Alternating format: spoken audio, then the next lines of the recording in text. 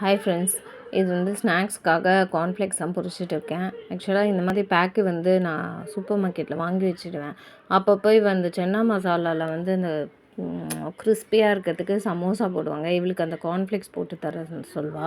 அது இன்னைக்கு பண்ணினேன்னா அதனால இது கொஞ்சம் பொரித்தேன். சரி கொஞ்சமாக மிக்சர் மாதிரியுமே பண்ணிடலாம், அப்பப்போ சாப்பிடுவாளேன்னு சொல்லிட்டு கொஞ்சம் உடச்சக்கல்ல ஃப்ரை பண்ணிக்கிட்டேன். அப்புறம் வந்து கருவேப்பிலை ஃப்ரை பண்ணிக்கிட்டேன். நல்லா அது கிறிஸ்பாயிடும் அப்படியே எண்ணெயிலே விட்டிங்கன்னா.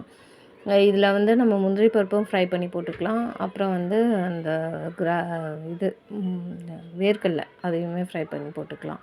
நானாக போடல இதில் வந்து ஒரு பிஞ்சு சால்ட்டு, ஒரு பிஞ்சு அந்த சில்லி பவுடர் போட்டு நல்லா அந்த சூட்லேயே பண்ணிங்கன்னா அதை நல்லா பிடிச்சிக்கும்.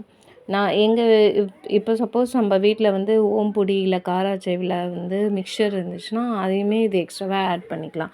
எங்கள் வீட்டில் இன்றைக்கி காரா சேவ் இருந்துச்சு. ஸோ அதையுமே நான் கொஞ்சமாக வந்து இதில் இது பண்ணி க்ரஷ் பண்ணி போட்டிருக்கேன் ஃப்ரெண்ட்ஸ்.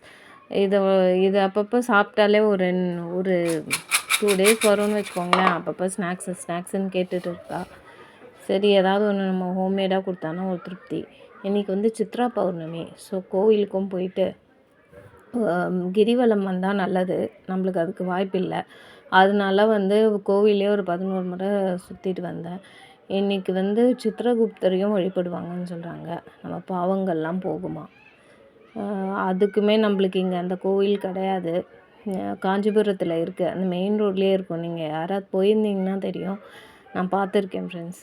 தேங்க்யூ.